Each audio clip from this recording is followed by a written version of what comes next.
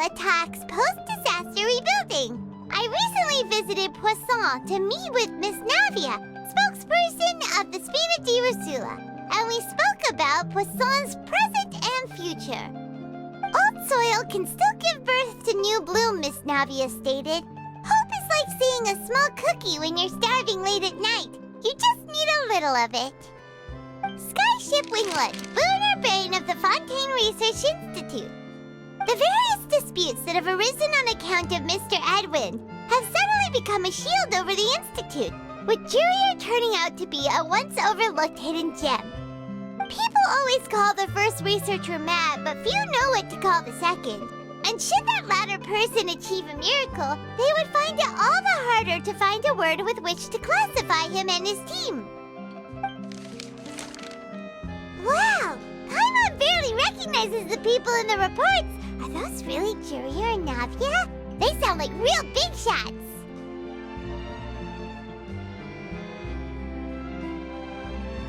What do you think? Pretty enthralling, huh? The Steambird's idea was pretty simple. With the disaster just having passed, we would print a free edition packed to the margins with good news to calm people down. The value for these big scoops lies in their inevitable follow-ups. We'll publish further reports and go into the stories behind those people. Edwin's assistant, Jurier, created a true flying ship, while Navia is leading people in the reconstruction of their home. I'm sure that these stories could draw even your well-traveled eye.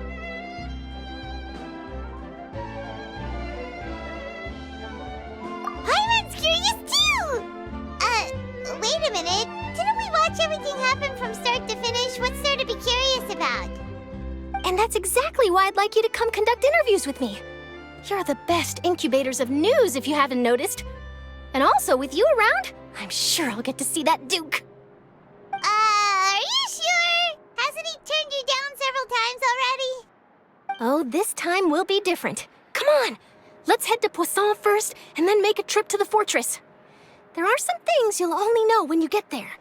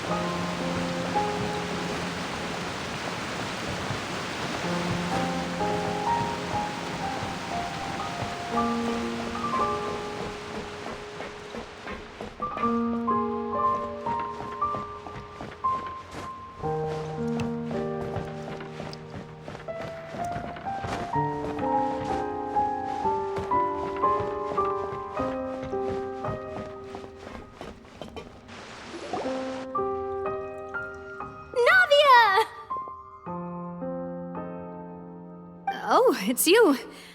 What brings you all here? Hey, we're just having a look around. I'm here to update myself on how things are going here. Oh, the Fatui are here too! Let me introduce you. This is Mr. Garunt Snežević. He represented the Knave in sending us a large amount of supplies, and is helping with our work. Our residents are hard at work as well. Thanks to everyone, work is progressing nicely. We've lost a lot of people, but we're moving forward. That will have to be enough. Hello, Miss Charlotte. I'm a big fan of yours. I especially like that article you wrote last year about Fontaine's stray cats. But if you don't mind, could you not emphasize our role too much in your report?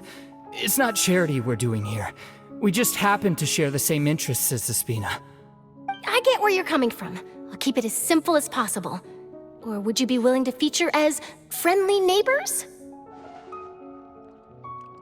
That would be fine. Thanks. Oh, you're back too. How are things? We finished laying down the construction materials. It'll be another hour before the workers are able to go over there. Huh? You're here too, Clorant? Well, her reputation's greatly risen after that whole duel business with Miss Farina. So she's here in Poisson to wait out the heat. All right. She really came here to help me out. There's too much to consider in the reconstruction of Poisson. The Spina has need of more decision-makers. And, well, I do already happen to be connected to Mr. Callis. Oh, wait just a moment. Do you mind me asking a few questions? You know, about how you felt before the duel, about what it was like facing down a god. There's lots of exciting material there, I bet. Forget it. I'm sure you can find a better theme than that, Miss Charlotte. I see you're the same as always. Couldn't you do me a favor, for Navia's sake? Well, if we're talking about doing things for my sake, you might as well just take a few more photos of me. Or of the Traveler. It's better than wasting time persuading Chlorand, at any rate. Of course I will. I'm not gonna let her off that easy. All right, then everyone who wants to be in the photo, gather up. And smile.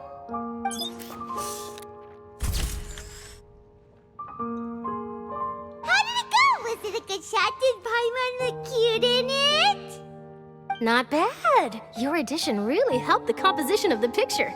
All right, hang on a moment. Let me snap a few more shots.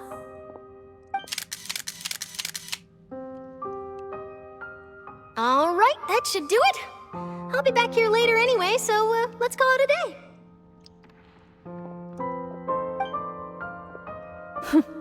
You're very quick. Speed is of the essence when it comes to the news, and freshness is the key. Also, not to brag, but I'm pretty good at building connections. Who knows? I might eventually get that interview with you after all, Miss Chlorand. Wow, you really do have that never say die spirit. I'm impressed. I'll hazard a guess that this is how you got that interview at the Fortress of Maripede.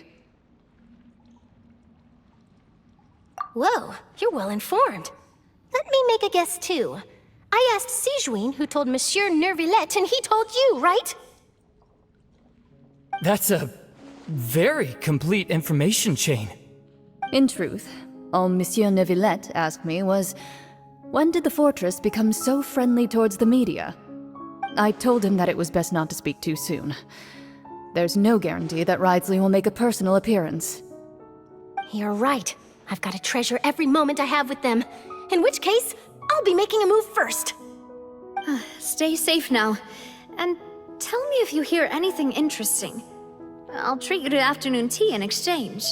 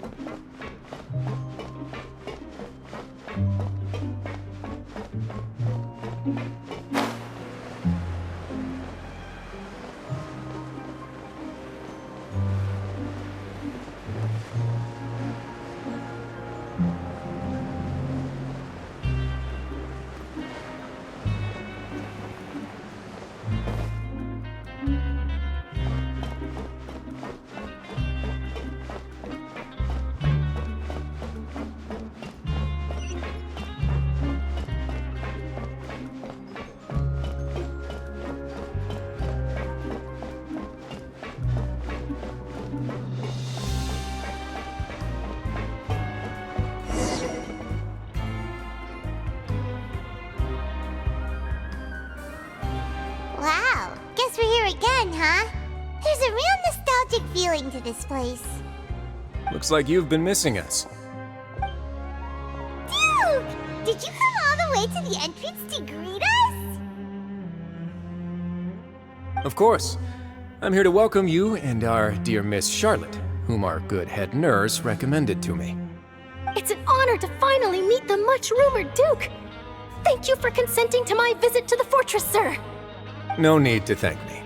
But that said, I shouldn't be the focus of your interview. I trust you recall our agreement? Of course, of course. All right then, this way.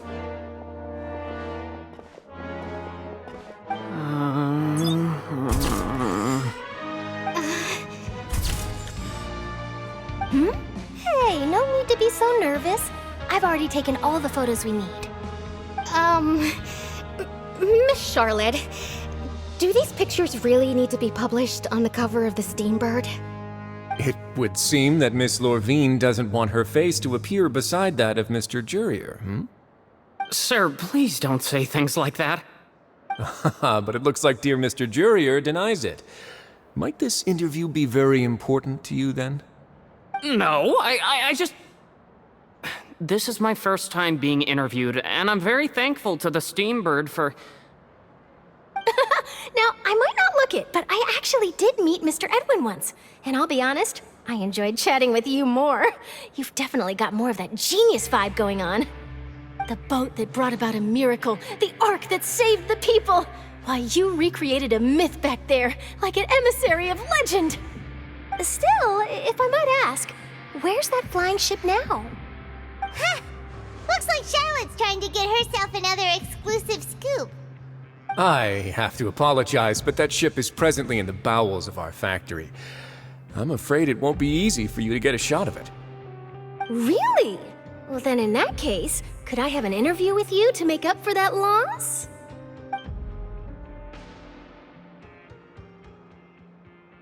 You already know my answer, I'm afraid. Best you interview our head nurse instead. Or perhaps you'd like to take another photo of this couple of researchers? Did you really have to use the word couple? Well, then, 2 solo photos will do. Is my hair messed up? Please, someone help me have a look. Things sure are getting pretty lively here. We've seen this kind of thing before. Oh, seems like everyone's here. Would any of you like to try this new drink I came up with? Ah, Siegeween. Hey, Miss Charlotte. Why don't you, take some pretty photos of our head nurse? Sure. Come on, Miss Siegeween, over this way. Let's find a brighter spot. Huh? Sure. Do I have to smile? So, how have things been at the fortress?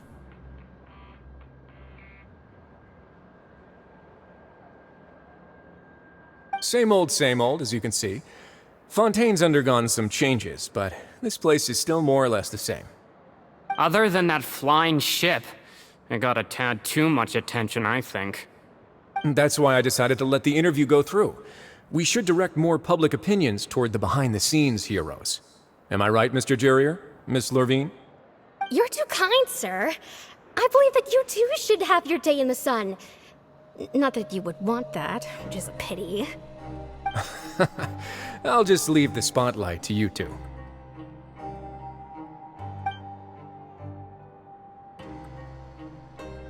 I see. Lots of things happened that day, huh? Anyway, regarding that Harbinger, I'm not sure you remember, but his 3 young followers are still waiting for his return. He sure did win them over, huh? I'll tell them that there's good news and bad news. The good being that their boss seems fine, and the bad being that they must face extended sentences for abetting his escape. Oh, actually, what about you? Are things gonna change for you too?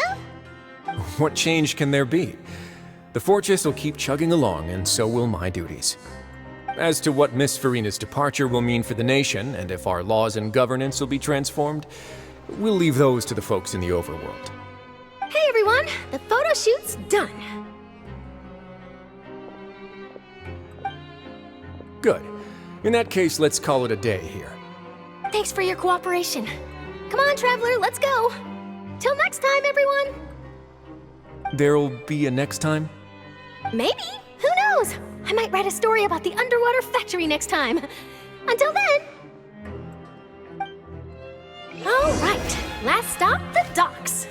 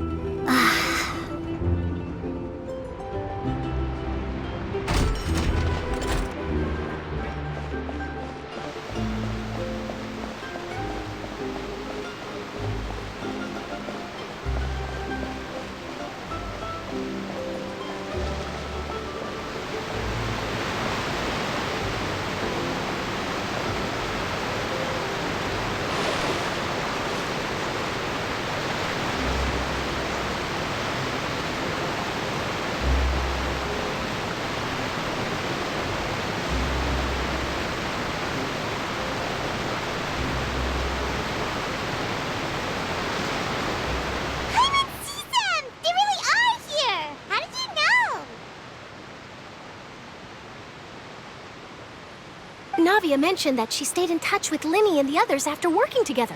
Apparently, they've been at the docks distributing these strange pockets the whole time since.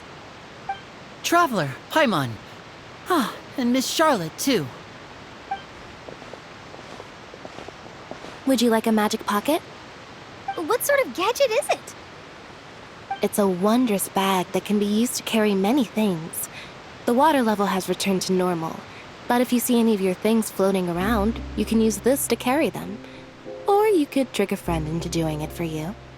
Trick a friend? I wonder which of my friends would fall for that.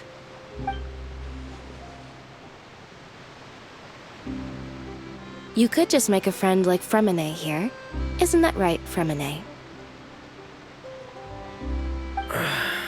Is this what you meant by, I'll help you make some more friends? To be honest, that sounds pretty sweet. Could I have your contact, please? Sure. Please, write down my address. Lynette sure is working hard to help Fremine socialize. He was the one who proposed doing this. He even wants to assist in our magic shows.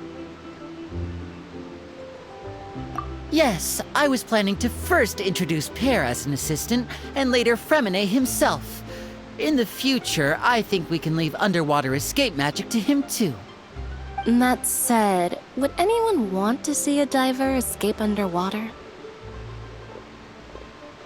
Oh, it'll work out. Every journey begins with the first step. He'll become a part of our show eventually. Lynette, could you come over? Miss Charlotte says she wants to take a picture of us. Got it. My, that Charlotte is rather perceptive. She got rid of everyone the moment she realized I had something to say to you. So, how have things been, Traveler? Father says that you did a great deal during the latest events. She's very grateful for your contributions to Fontaine. That's all right. We were more than happy to help. So, what's she doing now? Oh, I guess you haven't heard. Well, after Lady Farina left, Father and Monsieur Neuvillette opened negotiations, during which he gave Fontaine's gnosis to her as a diplomatic gift. A diplomatic gift? A gnosis? Yes, I was quite surprised at first myself. But when I thought it over, there were actually a number of things going for it. It could have been done as an apology for the incident with Lord Child, or as thanks for his help in tying the all-devouring narwhal down. Furthermore, Father did also lend significant aid to Fontaine and Poisson. Well, that's true, but this is a gnosis we're talking about. Doesn't this seem a bit irresponsible? I would agree, but I've also heard that it seems that Monsieur Neuvillette has had a significant change of heart regarding the matter. So there's some reason for this that only Neuvillette knows about? I suspect you'll have to ask him about that yourself. Yes, speaking of which, I did see him strolling around the entrance to the Fortress of Meripede a while back. Isn't he real busy and stuff? Paimon didn't think he'd have the time for that. But back to the topic. The gnosis was given to the knave, right? What about Child? They say that he's returned to Snezhnaya to recover from his wounds. I hear that the recent disaster really did a number on his health.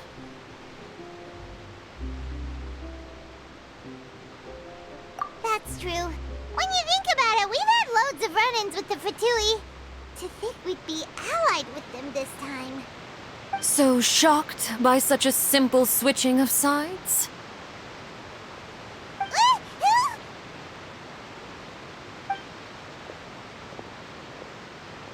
Father! Well, what do you know? Come to the docks to see how my children are doing and meet the Traveler by chance. Please do not pay my accomplishments in Fontaine too much mind. I would have done them regardless. Are you going to take the gnosis back to Snezhnaya? That is our duty as harbingers, yes. Don't be too preoccupied with sides. The goal of the Fatui concerns not a single place or person, but the entire world. With such a grand goal in mind, it is inevitable that we must wear many masks. Switching my masks is something I've always done. Well, that depends on many things. No one truly knows what the future holds. What good is honesty if you can't rely on it forever?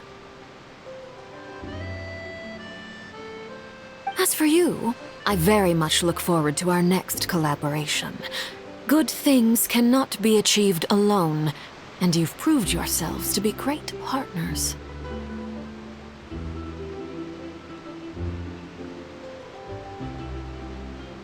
A vision? All right. I'll remember to return it. Thank you for keeping it safe for him this entire time. And that's a wrap for me. Huh? You're... Greetings, Miss Journalist.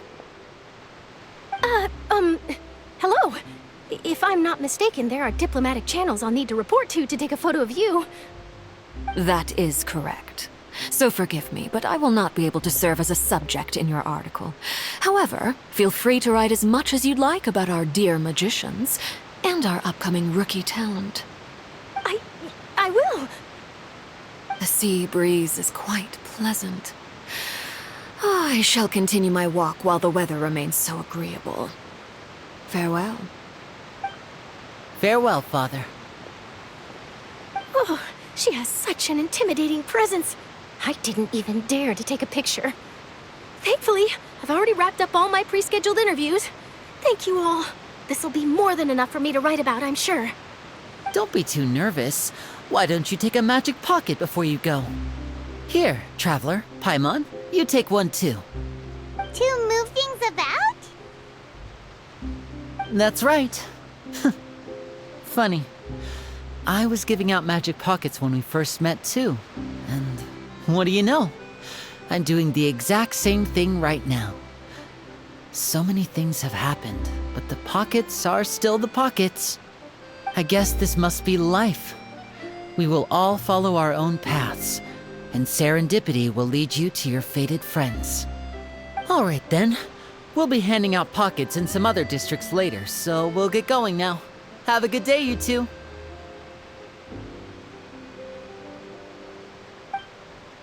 Well, guess we sent Charlotte out. Shall we go see what Neverlette's doing?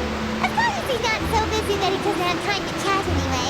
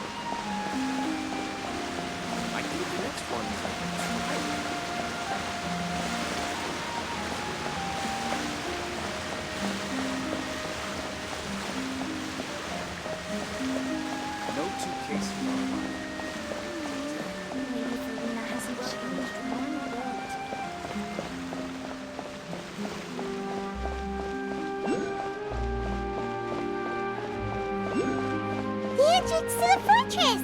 Ooh, he really is there!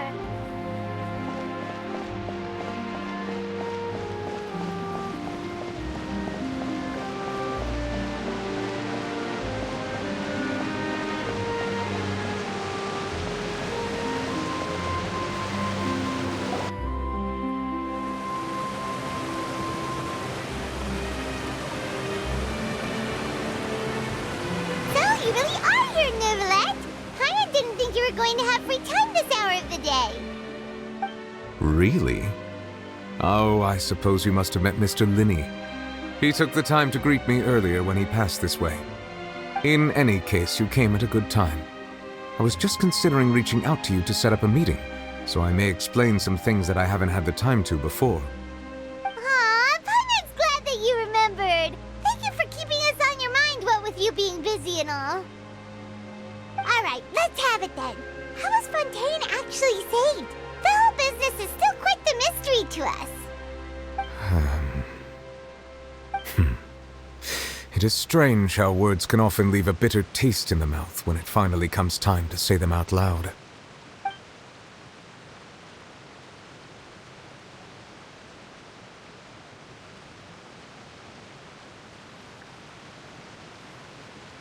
Whoa.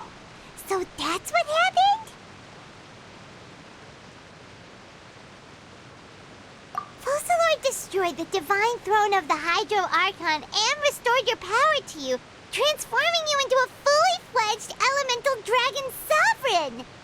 But Paimon still doesn't quite get what you did to save the Fontainians from dissolving. For me, the authority of the ancient dragons refers to absolute control over the hydro element. Fontainians were incomplete humans born of Egeria's use of the power of the primordial sea, with constitutions similar to that of mimics. But so long as those primordial energies remain within them, I could use the ancient dragon's authority to grant them true blood, after the fashion in which life was first brought into being on this planet. In other words, when I gave my verdict, Fontainians became true humans, and thus would naturally no longer be dissolved by water from the primordial sea. Focalor must have counted on you to make that decision as well. Your verdict was the key to making the prophecy appear to have come true while saving everyone.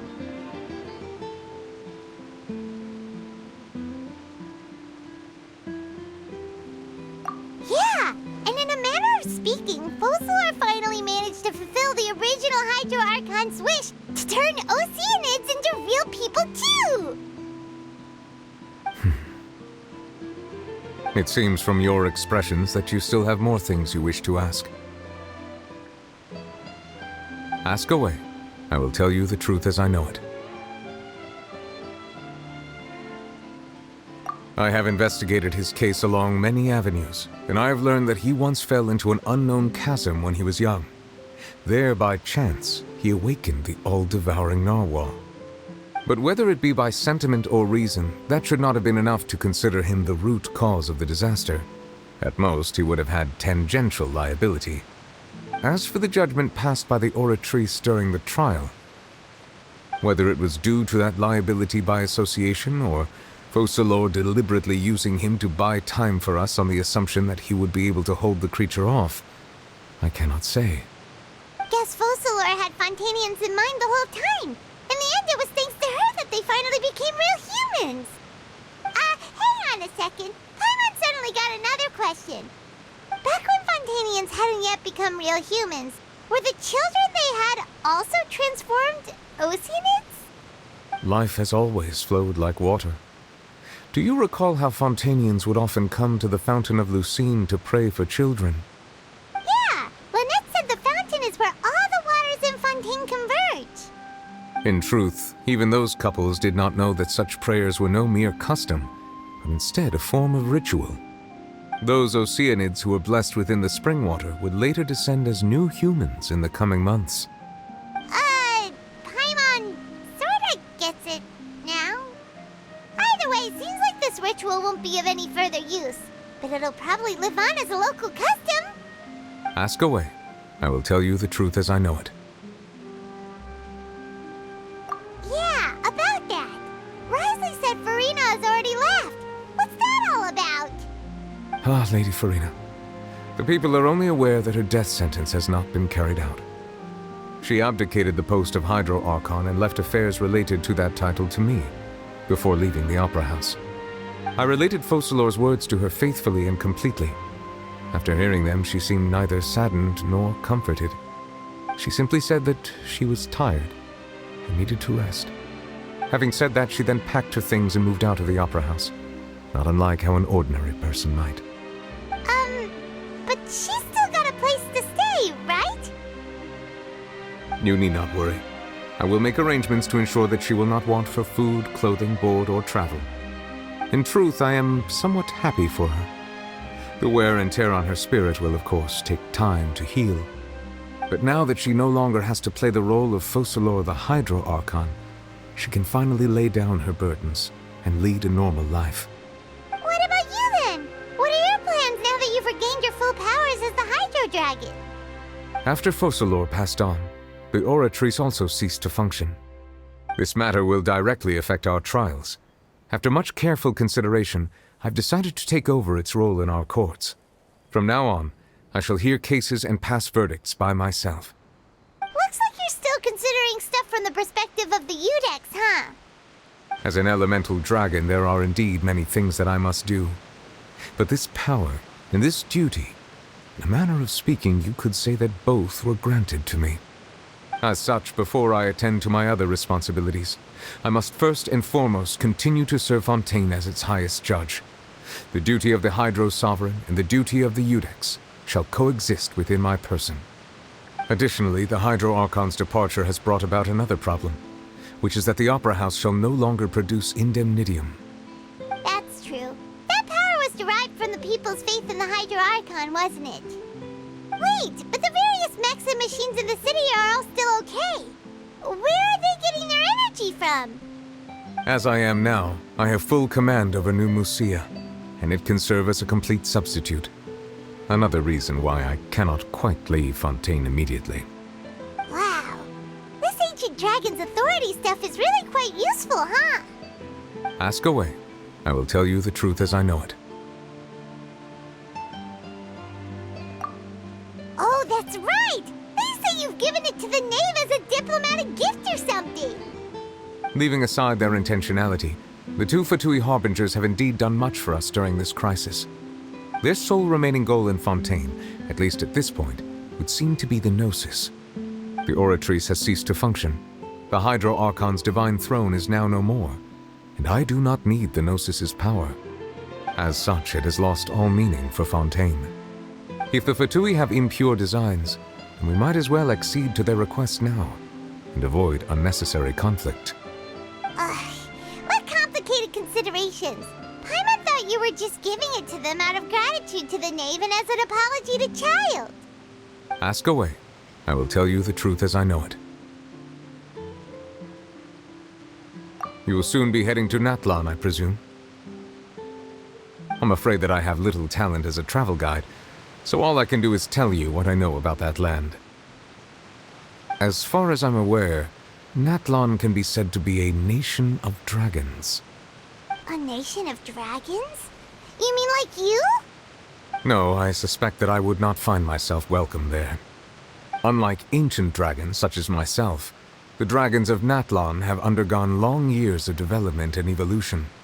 Large numbers of them have entered a form of coexistence with humanity. Natlan is also the nation of war. War ravages those lands like an undying flame. There is one other piece of information I got incidentally from my negotiations with the knave that I believe may be useful to you. The harbinger known as the Captain has thrown his hat into the endless ring of war. The Captain. Sounds like a real tough customer. Seriously, everywhere you look, there's a Fatui Harbinger doing their thing. I suggest that you fully prepare yourself before going to Natlan. In the meantime, Fontaine's doors will always be open to you. Ask away. I will tell you the truth as I know it. Hang on a sec. Paimon's still got a question about Gnosis. When we spoke to Linny earlier, he mentioned that your attitude towards giving away the Gnosis had clearly changed. We guessed that there might be some reason for it that only you were aware of. No wonder the House of the Hearth is the Fatui's intelligence division. They are certainly sharp. So regarding this specific issue, I was just getting ready to share something with you. What is it? In truth, I exchanged some further words with that lady named Skirk after sending you two back to the surface. It went something like this.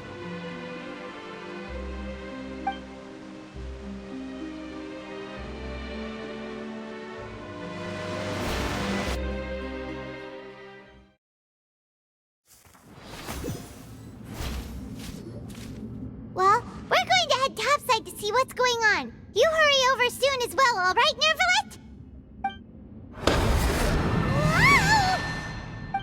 What next? The all-devouring narwhal isn't here, so I'm no longer getting any interference. I can finally catch the scent of your power, what it's made of. It is the authority of the planet's primordial dragons, but with something very similar to a god's curse mixed in. It's quite a novel blend. I'm sure I've encountered something like this before. What was it again? I do not know what you speak of. Of course. How could I forget? You should have the remains of the third Descender on your person, yes? Remains? I've never heard of any such thing. According to your parlance, I believe it may be called a gnosis. Well, that much is true. After Focalor's divinity faded, she handed her gnosis to me. But I fear I have never heard of it described in the manner that you just did. I've been training with my master, the Foul, ever since I was young, and I have never returned to the surface since. So most of the information I possess, I got from him. It is only natural for those who are greater than humanity to possess a different sort of common sense, which is why there are so many problems in our attempts to communicate with humans. Regardless, you should probably get rid of objects of misfortune to prevent any disasters from befalling you. To live in itself is a blessing. But once a person dies, the bonds he once had with this world shall all turn to curses. What do you mean by that? No need to fret. These are just my personal thoughts, and my reason for no longer wishing to return to the surface. This third Descender you refer to, who are they? And when did they die? Master never mentioned them to me. Perhaps it just wasn't that important for me to know. If you're interested, though, I could ask him. I'll be sure to pass the answer on to you next time. Next time? You believe we will meet again? I do. Wait. I have a disciple of my own, don't I? He can be the messenger then.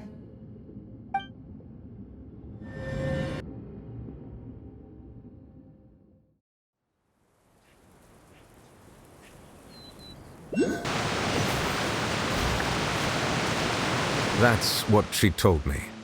Whether it would prove useful or not, I wanted to pass that information on to you. The remains of the third Descender? So that's what the Gnosis actually are. Paimon just thought they looked like chess pieces. How could they be a person's remains? All the same, assuming that there was no misunderstanding or special metaphor at play, that is what she meant to say. And she said that it would bring misfortune and that you should check it, which is why you gave it to the Fatui.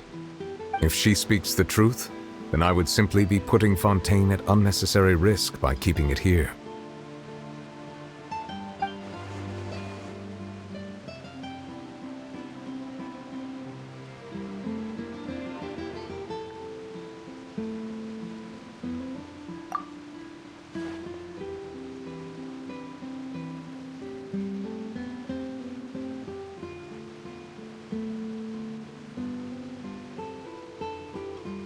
I had guessed that you might already be familiar with this concept, but I did not expect you to be one of them.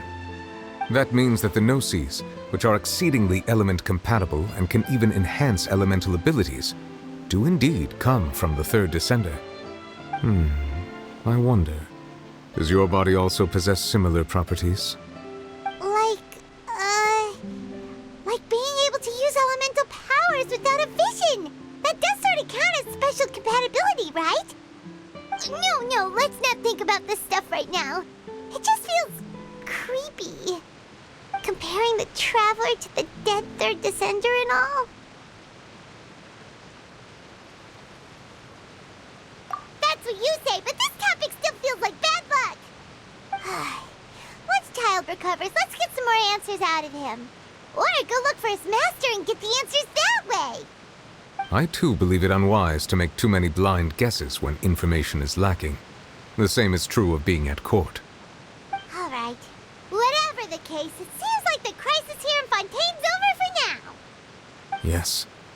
All of Focalor's efforts were for this moment as well. But she sacrificed herself in the end as a god, and she suffered through all those years as a human. Was that really what she wanted? I suppose that would be the mystery of a god's will. I suspect not. But once in a while, I too would guess that if wishes were like the clouds in the sky, they will one day return to the earth as raindrops. Life flows like water, and rain is the final answer. The water levels may sometimes tilt one way or another, but the rain falls fairly upon all. And what ultimately is the difference between the rains that fall upon all of us?